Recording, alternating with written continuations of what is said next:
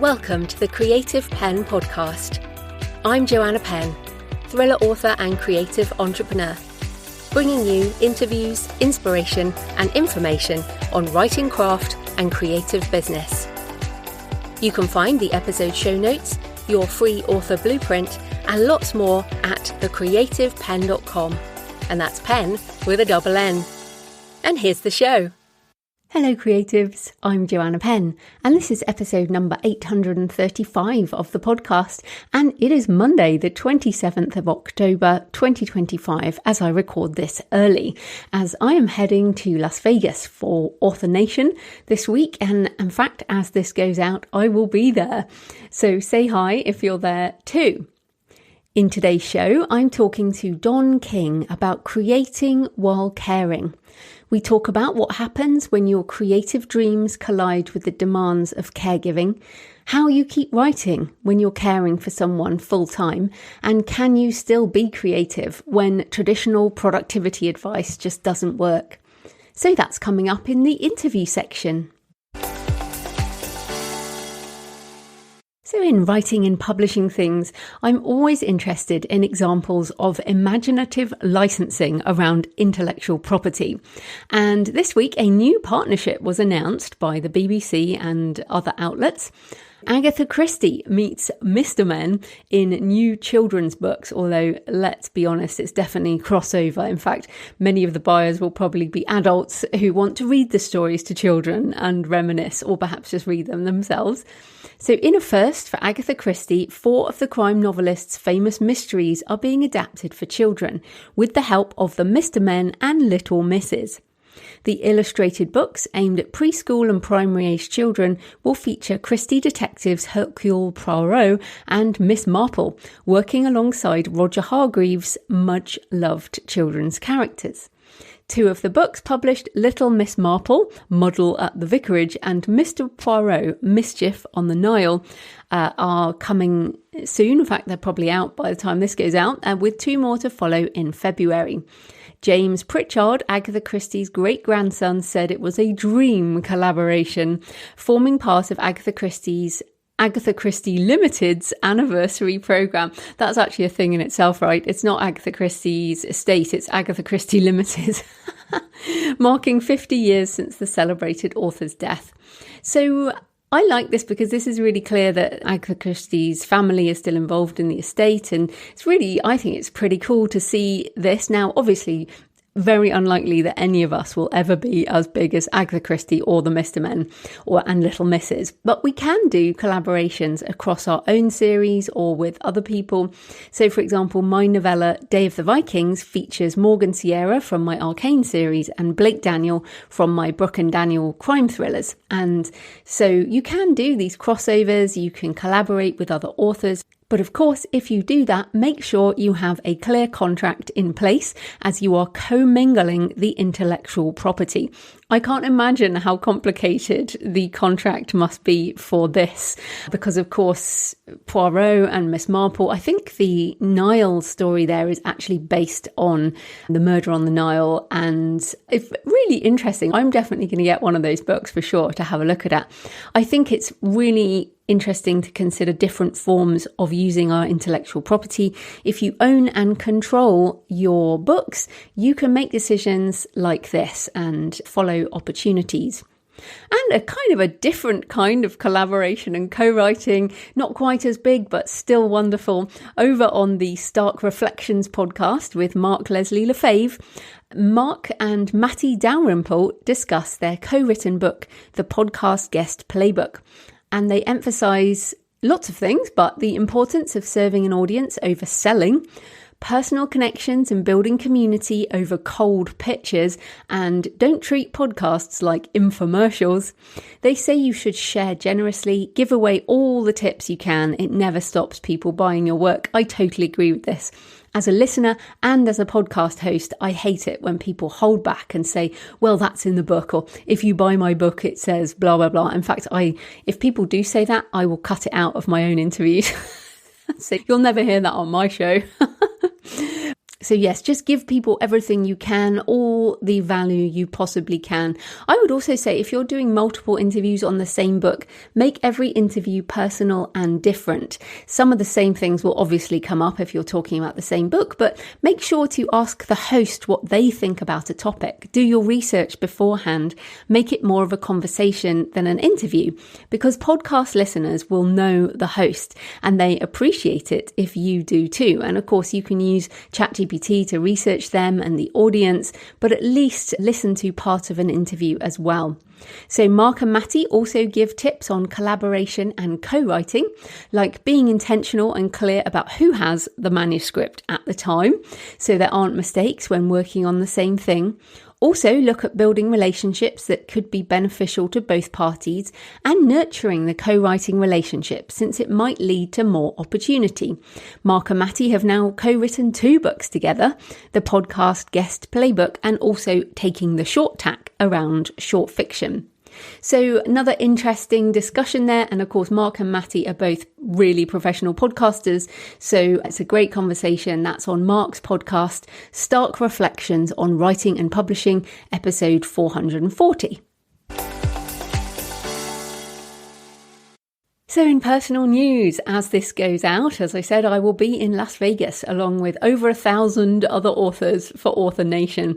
And so I thought I would take the opportunity to give my semi-regular pep talk on pushing your comfort zone for my own benefit, as well as hopefully yours. And it may not be around author conferences, it could be all kinds of other things, but pushing your comfort zone is always a good idea. So in the last week, as I record this, I've struggled with the idea of going to Las Vegas. I don't like being away from Jonathan and our cats. It is a long flight, not as long as Australia and New Zealand, which of course I've done a lot, but it's still 10 hours. It is expensive, and seriously, you need a big coffee budget for Las Vegas. It is a bright and noisy city, and it is hell for highly sensitive introverts. It's also incredibly dry. There's the risk of getting sick being amongst so many people.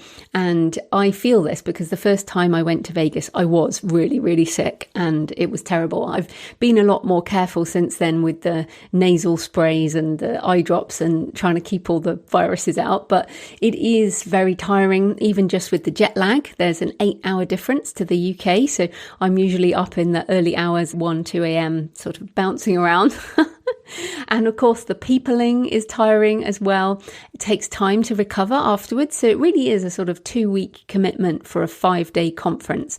You really have to push your comfort zone to attend conferences like this. So why the hell do we do it? I might have really put you off forever, but there is a very good reason. I think it is important to acknowledge that these things are challenging, but that's what pushing your comfort zone involves. It involves doing things that are challenging. So we do it for all the positives. And that's what I want to emphasize, because as I've started packing and printing off my documents and things and doing all the stuff you do, I started looking forward to the trip. The reality of being in a conference centre with so much positive energy about being an author, so many author friends and patrons and listeners, so many people who care about books, both author attendees, but also the vendors who are there. Everyone at Author Nation cares about books. And if in doubt, just ask people what they're reading at the moment, or what do they write? Or, there's always something to talk about at an author conference, which is books. There's so much new and inspiring information, new ways of looking at things, different perspectives, different opportunities to learn. Also, time away from the day-to-day to concentrate on my author business, because this is a time of transition, as I discussed with Becca Syme on last week's show, and it's important to work on the business, not just in the business, especially when things are changing.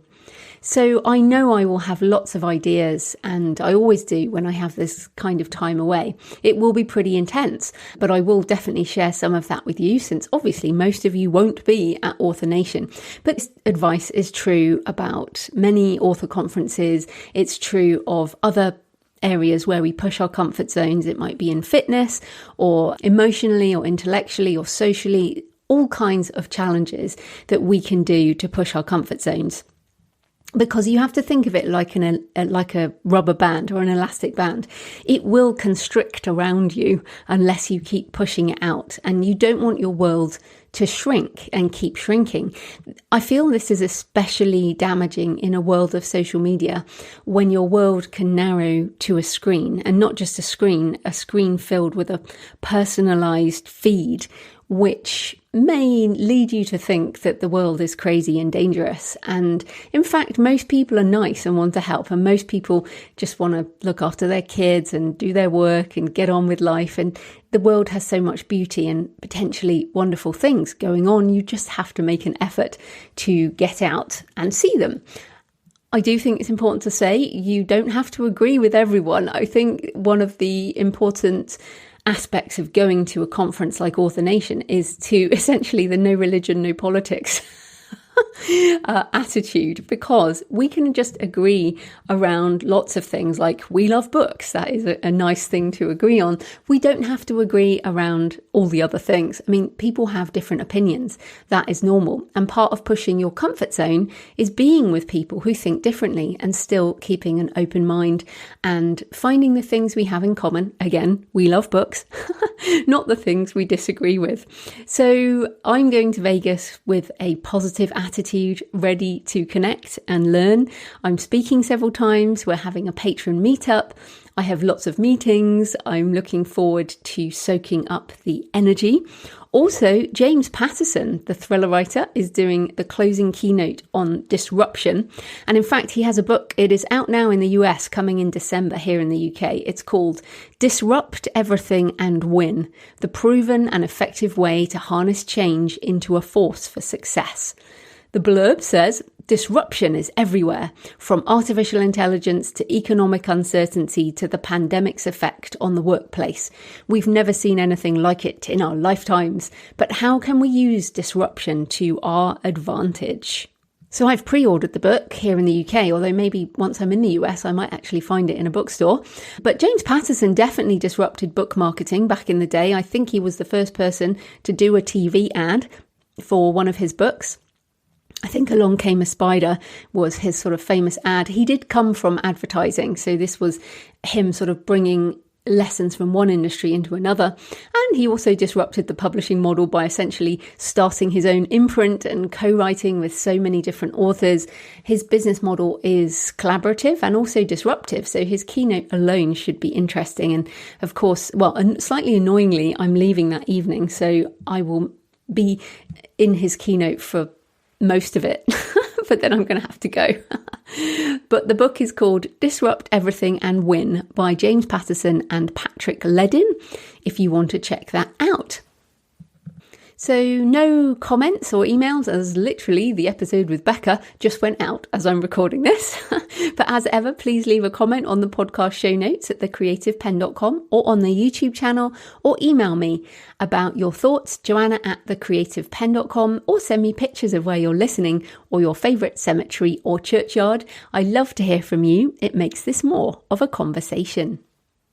So this episode is sponsored by Kobo Writing Life, Kobo's free, fast and easy self-publishing platform, favoured by independent authors all over the world.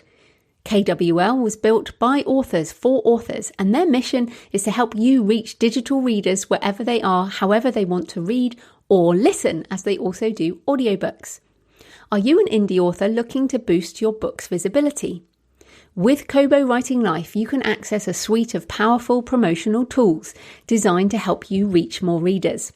From % off promotions and buy more, save more sales to featured spots on Kobo's homepage, you can tailor your marketing efforts to suit your needs. Plus, with real-time sales tracking, you can see the impact of your promotions instantly. In fact, I have a reminder in my calendar to go into the promotions dashboard every 3 weeks, and I apply for everything I can because they essentially do new promotions all the time. Now, you can apply for everything that fits your books. You won't get all of those things, but you will likely get some of them. And it makes a real difference to your Kobo income to be part of those promotions. So keep applying if you publish direct with Kobo Writing Life. You can sign up today at thecreativepenn.com thecreativepenn.com/KWL and take your book marketing to the next level. That's thecreativepenn.com/KWL. Kobo Writing Life. So this type of corporate sponsorship pays for the hosting, transcription and editing, but my time in creating this show is sponsored by my community at patreon.com/thecreativepenn. Again, the show has just gone out, so no new patrons in the last hour.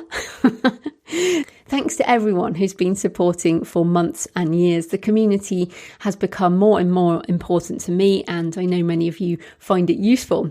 If you join the community, you get access to all my backlist videos and audio covering writing craft and author business, as well as AI tutorials.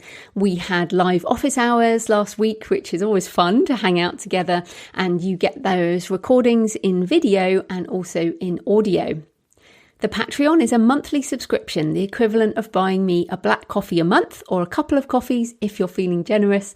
So if you get value from the show and you want more, come on over and join us at patreon.com, patreon.com/thecreativepenn. Right, let's get into the interview.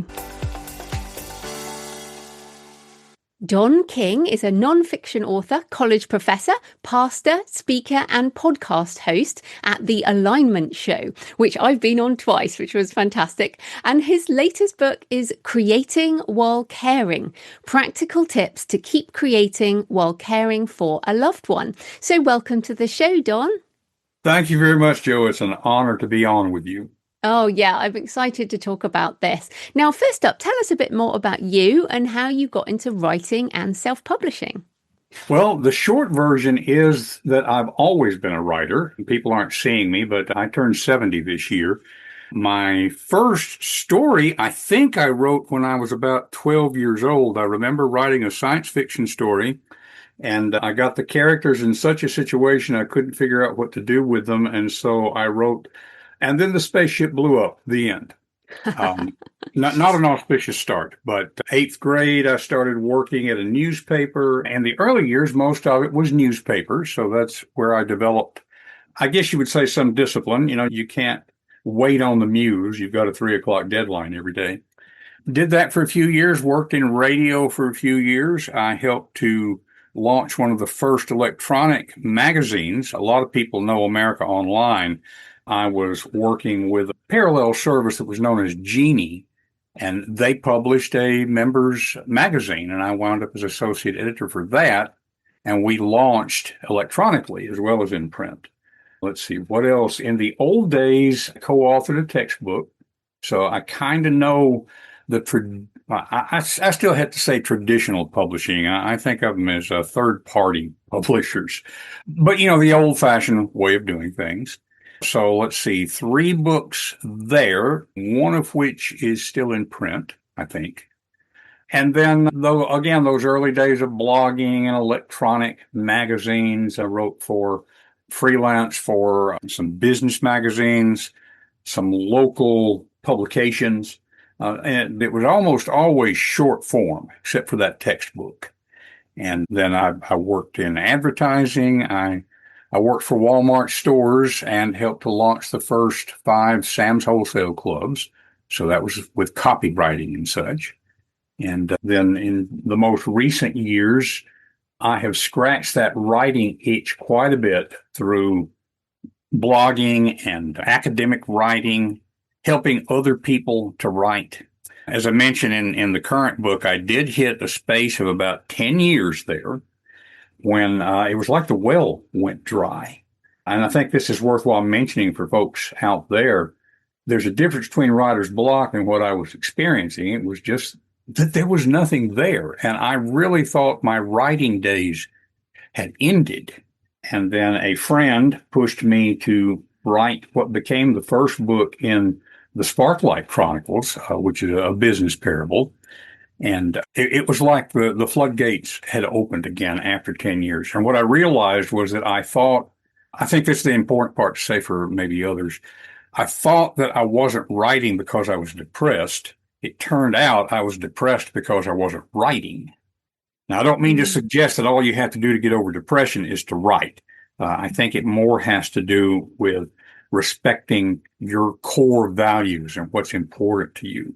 Writing has always been so important to me in so many ways that when I wasn't doing that, it wasn't feeding my soul. And that's what led to the depression. So I hope that's helpful maybe for somebody out there. They kind of go together, depression and not being able to do anything, but the making yourself take those steps can very well be the first step towards coming out of the depression. And I found that to be the case with writing. Yeah, and I think you're right. I mean, there are seasons of our life, but let's talk about a big season of your life, which is the caregiving. So why write this book about caregiving? And just tell us more about your experience and why this matters to you. Okay, and so a real quick context. Our daughter, who is now 22, she has a very rare chromosomal disorder. It's trisomy 14 mosaic partial. And any medical folks out there are going to be saying, I never heard of that. The one study we could find about it said there were 15 to 20 like her known in the world at any given time. Probably more in third world countries, maybe where they don't have genetic testing available, but just very rare. The way it manifests with her is, I guess we would say, extreme cerebral palsy. She does not even close her epiglottis when she swallows, for instance. And so we were older parents when she came along, and I had figured I could change diapers for a couple of years. Well, I've been changing diapers for 22 years, which kind of changed things. And so that's where the caregiving came in. Now, the why write this book? Honestly, I had been writing, I mentioned the Sparklight Chronicles. I've got 2 books out in that series, and a third one that was about 2/3 of the way through. And then you came on my podcast, and thank you. You're an excellent guest, unsurprisingly. And I think it was after we had turned off the recording. We were just talking about my situation, and you said, well, that sounds like something that would be useful to talk about on the Creative Penn. Because in the United States alone, there are 50 million caregivers, unpaid caregivers. I don't know what it is in the rest of the world, but with that many, there must be people who are in a similar situation to me in the sense that they already had some success as a writer or a painter, a sculptor, a musician, whatever creative field it might be. And then they suddenly find themselves in this caregiving role. And yeah, that sounds great. We should have a conversation about that. And it wasn't until we got off of our conversation that I thought, if we're going to be talking about this on the Creative Penn, and I think there are people out there who need this, I should write a book about it. And as you know very well, Joe, we have tried to schedule this thing like 3 times because of the caregiving situation. It just points out to me that, yes, there is a need for this. And so this book kind of jumped the queue. It pushed itself ahead of the other book that I was working on. So now my challenge is to get back into that book. Yeah, well, I think you've underplayed Hannah's situation and your situation. You mentioned changing diapers there, but I mean, it was pretty hardcore caring all the time, right? This wasn't, she would just get on with things during the day. Just tell us a bit more about that, because there are all kinds of spectrums of caregiving. And obviously, some people it might be parents with dementia. For some people, it's children, like for you, or a partner. So yeah, just tell us, how much of your time were you spending, I guess? Yes, that's a good way to put it in context. For her first 4 years of life, we did not have nursing care for her because on paper, I made too much money. Don't get me started on the system. Oh, we all have problems with the system for sure, but I think caregiving is a particularly difficult one for sure. Yeah. Oh, yes. When she was 4 years old, she wound up in the hospital for 58 straight days. And the technicality there is that meant the hospital became her legal residence, and therefore our income didn't figure into it anymore, and she got the nursing care. Again, to give some quick context, she was hospitalized in her first 4 years 27 times. And once we got a nursing agency to help us at home, From age 4 until age 22, she was hospitalized about another 10 times. So it really slowed down, and the average stay was much shorter. So that nursing care was tremendously helpful. But I don't know how it is elsewhere in this country, and especially in the state of Tennessee where I live. There is a nursing shortage. And so even though she qualified for 168 hours a week, that's 24/7, seldom have we had full coverage. And so most recently, I wound up taking care of Hannah for 108 hours out of 168, pretty much every week. And again, for context, it's worth mentioning my wife is also partially disabled. And so she can't stand up for very long. And therefore, she really hasn't been able to take part in the care. Hannah's brother, technically half brother, but he has literally helped take care of her from the day she was born. He has helped, but he's keeping up a job. I was fortunate in that I taught college all during that time, and my college was very understanding of the situation. I was able to teach online a lot of those, not all those years, but a lot of the time. And so that's kind of how we managed it.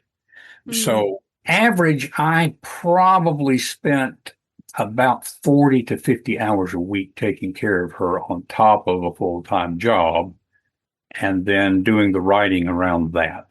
Does that make sense? Yeah. And obviously, I think one of the times that I was coming on your podcast, we postponed because a nurse was meant to come and they didn't come. And so you had to change your situation. And that was just like one meeting. And I think that's what really struck me, was that it's so out of your control. Hannah is a person and needs caring for. And so you can't just take a meeting and Right. I would shut my cat upstairs or something if it was being too noisy. And it's like, oh, well, just even the basic things of there's a meeting that starts at this time, or I want to go to a cafe and do some writing. I know I take those freedoms for granted. And in talking to you, I'm not in your situation, but reading your book, it's heartbreaking in so many ways. And also, I know for people listening who are in that situation, and why I encouraged you was so many people just want to feel like they're heard, like their situation is heard. So just, I guess, outline some of the writing tips and productivity tips that just don't work for people in your situation who are carers, and this sort of normal, just get it done, harden up kind of attitude. It just isn't appropriate. Well, and as you say, there are so many people in that situation, and because we're so busy, we're not out there. People don't know that there are so many of us. So, it's understandable that for the average writer who's trying to get their art done, their business done, that these tips make sense. And I guess I should also say with Hannah, certainly it wasn't just changing diapers. She has a tracheotomy. So I was changing trachs. I was changing the feeding tube. She had to be fed continuously 24/7. She got some kind of medication about every 2 hours. And so it was pretty intense. And I know that there are people listening who are in that situation. So the tips that just don't work for caregivers that are good advice, things like block out time on your calendar and tell your family, don't bother me during these 2 hours. I really am working. We know that when we work at home, people assume, oh, you can just run to the grocery store for me, right?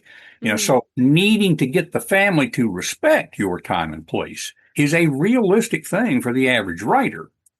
But for caregivers, we just can't do that. The advice to make a special writing space. I've written in doctors' waiting rooms and hospital rooms. I've gone to the hospital chapel in the middle of the night to get some writing done. And one that I know that we hear a lot, but neither you nor I follow this one anyway, and that's the write every day thing. Good advice, I think, for most people in order to have the consistency. But with caregivers, you've just got to work it in wherever you can. So those are just three quick examples that come to mind of the normal writing tips and advice that are good tips and advice. And my concern with the book was for people who think, well, I just can't do that, and therefore I can't write. Mm. That's the real concern. You may not be able to do it perfectly. And of course, over and over, we all hit that thing about perfectionism as the enemy anyway. But this is a special form of perfectionism that if I can't do it the way that other writers do it, then I just can't do it. And I might as well give up that dream. Yeah. And I think another thing, and you and I talked about this because, you're a business guy. And as you said earlier, you worked in newspapers, you had the discipline to write to deadline and you didn't miss deadlines. And I know you were also kind of frustrated by not being able to meet what you set as a deadline for this Yes. book. But I imagine that you have to just let go of deadlines as well and just kind of embrace a longer timeline. Is that something that helps you as well, sort of releasing that? It must be hard. Well, and one of the things we frequently say is that Hannah has taught us to make your plans, but hold them lightly because they're going to change. And Mm. so we do still make plans, but the plans are always fluid. Similar to that, it's not only the letting go of the deadlines. It's like I know, for instance, thanks in no small degree to things that I've learned from listening to your podcast and the books that you have written and other podcasts. I know how to do a proper book launch. But if I wait until I've got everything lined up for that, I'm never going to get a book out. So I kind of have to let go of best practices in order to have some publication in order to get to the finish line in some way. So the metaphor that's coming to mind, we've all seen this on TV where there's somebody running like an Olympic race and they twist their ankle or whatever. They don't come in first, but they limp across the finish line. And I have had to get okay with not achieving my potential, I guess you could say. And that would include not only deadlines, but also what I know about how the ideal book launch is supposed to go, for instance. Yeah, it's so hard because, of course, you have reached your potential as a caring father and husband. Yes. But that's not measured by the level of success that anyone could see externally with a book launch. And again, that I think this is so important to people. And even if they're not in that caregiving situation, how we measure the success in our life has got to be more important than the success of a book. And yet we Yes. do hold these things so tightly, don't we?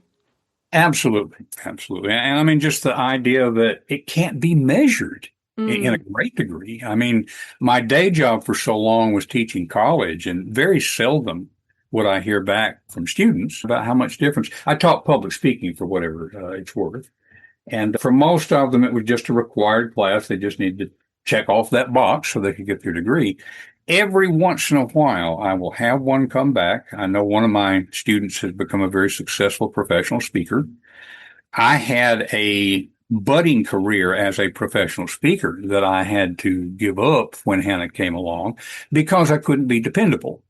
And so to be able to see that in a published book, and not, as you say, not to dwell so much on the sales figures or that sort of thing. That's a good Mm. measure, but we all know what was it? There was a study that came out some years ago that they asked people, would you like to write a book? And 85% of them said yes.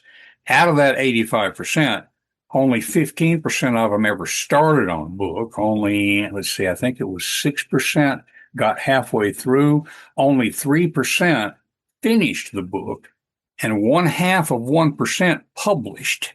Now, this study was done before independent publishing. So I imagine that that's probably changed some, but given that 3% figure, there's not a lot of people that ever finish a book. And so I've learned to place my measures on what I can control.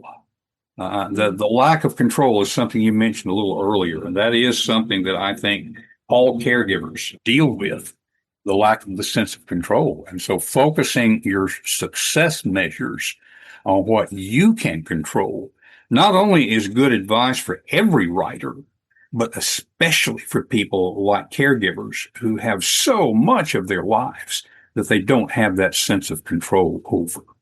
Yeah, and you almost have to let it go. You can't sit there being angry and frustrated the whole time. I imagine you are some of the time, but you can't wish your life away wishing you were doing something else. Exactly, exactly. I mean, I could drive myself nuts all day long with for instance, what I think should be happening with our healthcare system, but Mm, I can't yeah. have much impact on that. And so I try to focus on what I can do as opposed to what I can't or what I can no longer do. Mm. Well, then just give us some practical tips. So let's say you mentioned there the hospital chapel, which I love that. I have that in my mind. I can imagine you dashing in there. And so you've got some minutes. I guess you don't know how long, or maybe you think, oh, maybe I've got half an hour or something. How are you getting the writing done? Like, what are some ways that people who have these pockets of time, what can they actually do in those things, or any useful tips or technology that you've found has helped? Well, one of the things that I personally had to do was to let go of the notion that I really needed uninterrupted time to be effective. We all know what task switching costs, but task switching is just a reality when you're in this situation. So I have always kept a notebook with me. That goes back to the newspaper days. I used to keep one of those long notebooks stuck in my back pocket. After cell phones came along, I have never dictated a book, although I'm experimenting with that at this point. But I always kept the phone handy to be able to jot something down. I will mention, in fact, I was thinking about this. I should have put it in the book, and I didn't mention this specific app. It's called Say and Go, SAY, and then the ampersand GO. I know it's available on iPhone. I'm not certain on Android. But what it is, I first got it really so that I could grab ideas when I was driving, because you hit the icon on your phone and it immediately starts recording. So you don't have to fiddle with getting the recorder started. It will record for 7 seconds and then automatically shut off. You can tap the screen to make it go for 30 seconds. And so you can tie it to Dropbox or Evernote or something like that. And so when I would be somewhere, I would just grab an idea real quick. The inspiration that you can get while caring, keep reading the books. Oh, I was thinking of this morning, Joe. You often say, send me pictures of where you're listening. And there's been so many times that you have accompanied me while I was changing her feeding tube or something. And I'm thinking, Joe doesn't want to see this. Oh, well, I mean, that's the reality, isn't it? It's so interesting because I do hear from people who say, you don't want to see my washing machine, or, I mean, obviously Hannah is a person, so that is a different situation. But I think a lot of people listening now, so there might be somebody listening who is caring for somebody. And do you really want to see the armchair where I sit next to my parents' bed or something like that? And I think it's so amazing, this kind of feeling that there are people who are going through these situations and that we can be with people virtually. There could be people listening in years time, years Oh, and yeah. years time. And that, I mean, it's a privilege, isn't it, really? I mean, that's interesting. But coming back to any more practicalities, you talked there about jotting down ideas, but finished sentences. How are you getting finished sentences and like editing and all of that kind of work where you do need to kind of sit down and have a bit more time? Right, right. Well, the way it would work with Hannah, and one of her neurological impacts is that she did not sleep on a regular schedule. She might be awake for 48 straight hours, and then suddenly she would sleep for 24. One good thing is that once she went to sleep, she would sleep through a tornado. So I didn't have to worry about disturbing her. So when she slept, I would do one of two things. I would sleep. I'd put a cot down right here beside her because she could have an oxygen issue at any time. So, couldn't leave her by herself. But I would grab a nap. And then at other times, I would write. Laptops have been a real boom. When I started with them, of course, there were these big clunky desktop computers. And so I take my laptop with me everywhere. I have a little portable keyboard that I can connect to my iPhone. I've always got at least a pad. And so just getting those finished sentences down, I would take advantage of the time that she was asleep or that we had a nurse here at home. I mean, the home nurses they were here primarily for her, of course, but they were a real benefit to me as well. And one of the things I think I would say to anybody in this situation listening is you've got to let go of the guilt of thinking I need to be with that person all the time. You do need to make sure they're taken care of course. But many times Hannah would be in the ICU at the hospital, and I would know that they are keeping watch on her. There's somebody, if one of her alarms goes off, there's somebody going to be there immediately. And I'd take my laptop and go to the hospital cafeteria or go to the chapel and just squeeze it out as long as I can, but also recognizing that that can stop at any minute. So I've learned to make sure that the material is saved. I plant little breadcrumbs to help me get back into it when I come back. That's not exactly a technical tip, but I use square brackets for any notes to myself so that I can do a search for square brackets later to see, okay, what was it I intended to do there? No, that's a good tip. Absolutely. Yeah. And then the book is obviously an emotional book, and you're also very practical. It's not a memoir as such. There are elements of memoir, but there's a lot of practical tips for people. And I think it would be useful for people with young children, although it's a very different kind of caring. It's still those little pockets of time. But there is a section that a line I wanted to read here. You say, emotional fatigue dulls hope. It whispers, why bother? It convinces you that what you have to say has already been said, or that even if you manage to get the words out, they won't matter. And this really hit me because emotional fatigue for carers is extraordinary, but there's a lot of stuff going on in the world, right? And Oh, conflict yeah. in the news, and I mean in America, here in Europe, all over the world there is a lot of conflict, and people have emotional fatigue in general, I think. And so a lot of people are saying, why bother, like it doesn't matter. So how have you gotten over this, and how can people write even when it seems pointless? Well, and it's an excellent question, and I think that humans have wrestled with that question for centuries outside of caregiving. Nihilism is a very real philosophy. Basically, what's the point? And so the point of living, I think, is to live. We could get real philosophical here, and that's worth for anybody kind of digging into. What is the point? And so for me, one of the things I discovered was apparently I am here to write. It's the thing that makes my heart sing.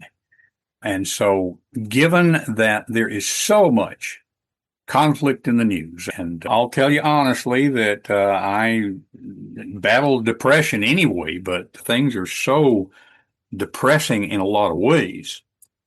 I'm not sure things are any worse now than what they have always been for humans. It's just that we have a greater ability to be aware of challenges. And so you mentioned I'm a pastor. I describe myself as a Zen Methodist.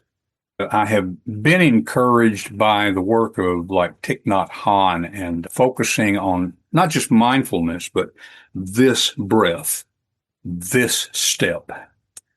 And what can I do as opposed to what I can't or what I no longer can?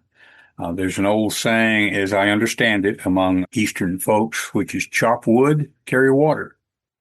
It's what's in front of me right now. I have learned to manage, I guess you would say, to manage social media. I spent some time training Facebook and other such things by noting the posts that I'm not interested in this and by responding to the ones that I was interested in. And so my social media feed is not as nearly as toxic as it could be.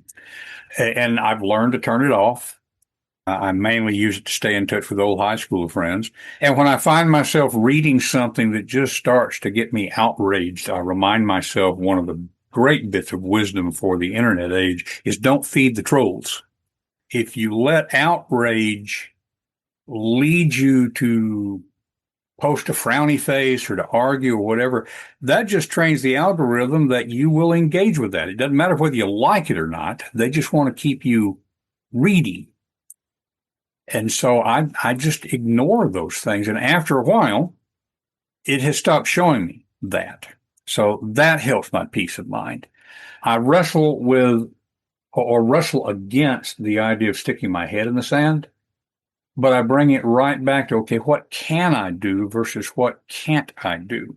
And there are things that I can do to help in a little way make the world a better place. When I start getting upset with the lack of empathy and caring that I see in our political class these days, then I think, well, what can I do? And that's when I will try to find some encouraging meme, for example, and post it to a friend that I know is struggling a bit. And I think, I mean, this book, for example, I don't believe there's anything political in this book about, anything. And, Yes. and the point, I think, of this book is it doesn't matter where you sit on the political spectrum. It doesn't matter what religion you are, what gender you are, or anything like that. Caring for a loved one is an experience that many people, perhaps most people, will do at some point in their lifetime. And Mhm. so a book like this, I feel, is at heart, it's a human book about the experience of being human and caring for another human. And so to me, you are helping the world by putting this book out there. And I think that's where, if people get depressed about, I know one of the things that comes up for us fiction writers is, well, this is just too, isn't this a waste of time? I should be writing something more important. But amusingly, when things are bad, people like to escape into a story. So by writing a story, you're helping people escape, and helping people escape is also a helpful thing. So Absolutely. Yeah. yeah, so I think writing can be of service to our community and ourselves. And it doesn't have to be like a serious book, even though yours is serious, but it's also practical. I hope there's some comic relief in the book on Yeah, occasion. there's some dark humor there. Yeah, yeah. And it does make me think too, just with this conversation, when we write our stories, and I haven't, other than the business parables, which they use fiction to teach nonfiction. So I've tried to learn good characterization and scene setting and dialogue and all the tools of fiction. It occurs to me that through our books, whether it's fiction, nonfiction, whatever, we are emphasizing that as humans, we have more in common than we have differences. Yes, there are those things that divide us. But when you are sitting beside the bed of somebody who is on the verge of leaving this world, or someone who's very sick, all those differences disappear. And we just all have more in common than we have differences. And through our writing, the tropes that we talk about, well, they are tropes because they appeal to fairly universal human experience. And so I think that's a real service that we provide to people in times of hopelessness, is to reinforce the connections that we have. And there's no better way to do that than through story. Yeah, absolutely. So another thing that's happened is after several decades of having Hannah at home and caring for her at home, she now lives in a full-time care facility. And this is when I knew that had happened, we had spoken about it. But in reading the book, I kind of was trying to reflect on how big a change this is for you. And you say in the book, again, we face change, even in impermanence we create. And so I wondered if you could talk about that, because I imagine there's also some relief, but also some guilt over the relief and a Yeah. whole load of emotional things. So how are you managing this? Well, and we moved her as we're recording this. It was about 6 weeks ago. So we're still getting used to the change. Initially, I would say to people, I'm still getting used to the new routine. But then I realized, heck, for the first time in 22 years, I can have a routine. Mm. Uh, so that is a change. We have had, we talked about it for a long time before moving her. Again, just for quick context, because of her respiratory needs in particular. I had worried for years about what would happen to her when I could no longer do it. Because in Tennessee at the time, the only option really would have been to put her in a nursing home with octogenarians. And there was no way that she would get the attention that she needed. So we figured that if we had to do that, she would not survive for a year. Unfortunately, her brother heard us saying this. And so when we made the decision to move her into this nursing care, what's different is that not a new nursing home, but they opened a new wing for respiratory patients, one of only 3 in all of East Tennessee. The other 2 were a 2-hour drive away. And so this one opened up a mere 30 minutes drive away. And we decided to go ahead and move her because it would be better to do it in a controlled manner when the bed was available than to try to deal with it if we were in a crisis situation because I had had a heart attack or something. So I will admit that there is some problem because I'm not sure her brother emotionally really understands the decision. He hasn't argued or anything. I just think he's very worried. And given that old thing about is the glass half empty or half full, he's always been of the temperament that that glass is nearly empty. Somebody's going to knock it off any minute and I'm going to have to clean it up. So it's hard on him and it's hard on my wife. It's hard on me. But at the same time, yes, there is some relief there. And I think one of the things we would say to listeners who are in this same situation is, in a way, you got to learn to live with grief. It's going to be there, but don't try to make it go away. That just makes it hang around. I'm not saying ignore it, but you have to address it and let it be there. We made the best decision that we could. And same thing for anybody else listening here. Don't feel guilty if you realize that you just cannot keep up the care. Do your best, find the best care that you can get.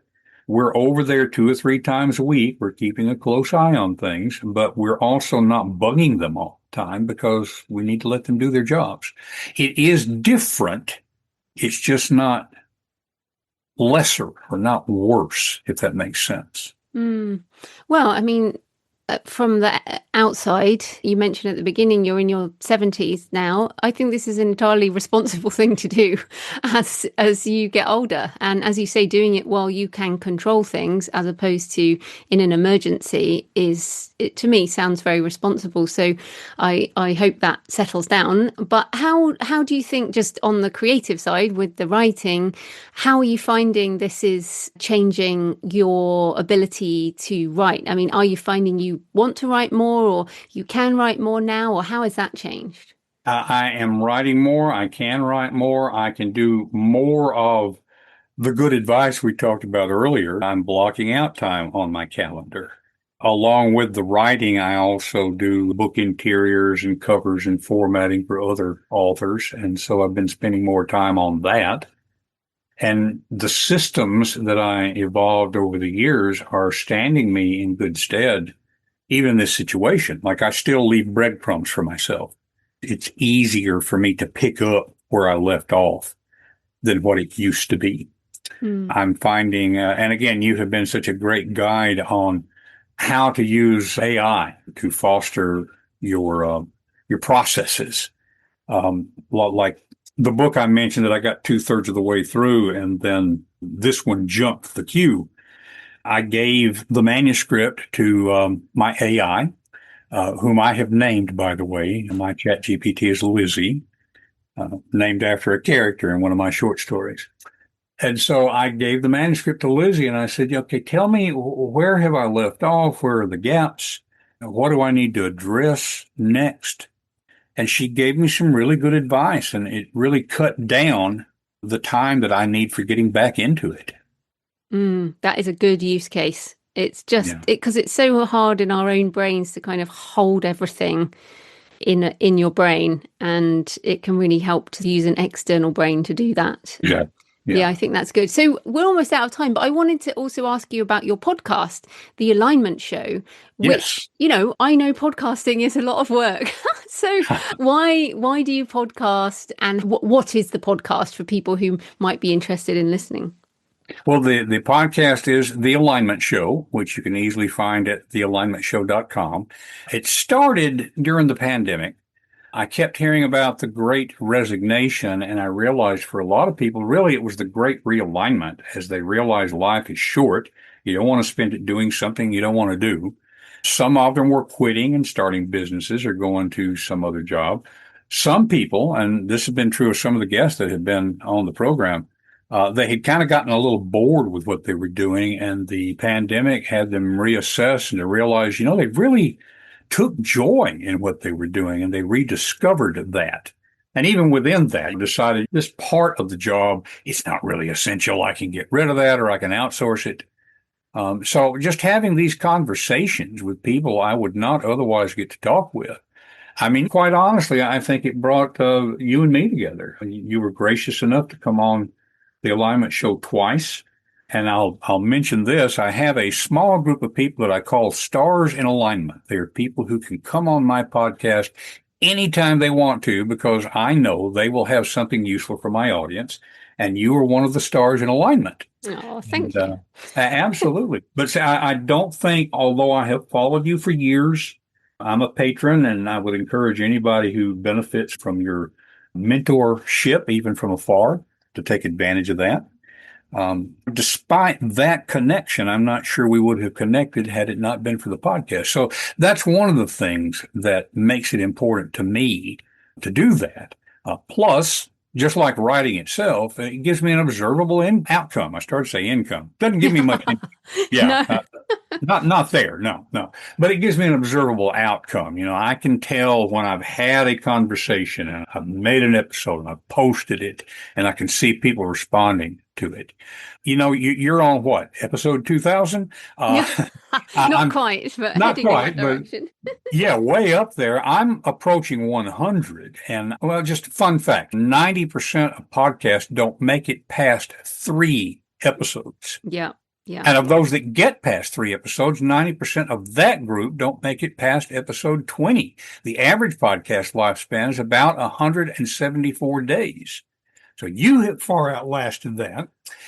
And so have I. I'm not to your level yet, but there is some satisfaction in that. And that's encouraging when you are in a situation like caregiving, where so much is just out of your control. This is something I can control. Yeah, I think that's great. And also it externalizes your day. I mean, if you've been caring all day and then you get an hour on the phone with someone else talking about something completely different, I imagine that's somehow refreshing as well mentally. Yeah, absolutely. I mean, there are other people on the planet. Yeah. I got to be honest, during the pandemic, when we all had the isolation and all that sort of thing, I couldn't tell much difference. I mean, it was just about what our days were like anyway.